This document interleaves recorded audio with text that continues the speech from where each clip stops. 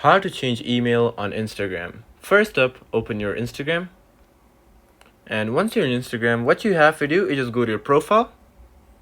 And once you're in your profile, what you have to do is just press on these three horizontal lines on the top. And once you're here, just press account sender.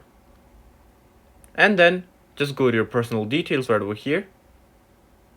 And now you will be able to see three options right over here. First one, contact info, and then date of birth, and the last one is account ownership and control. But you just have to go to the first one called contact info. And here you will be able to see your email or even the phone number that you have added. But you just have to change your email. So there are two ways on you can do that. First one is just basically click on your email. And here you will be able to see that you could delete your email address and basically add a newer one, but you need to verify your older email address for that. So yeah, and the second one is pretty simple. Just press on add new contact and then press add email address. I don't want to add any new email addresses, but if you want to, you could just basically do that, or you could just basically remove your email address from right over here. So yeah, this is it on how to change email address on Instagram. I hope this video helped you out. That's it.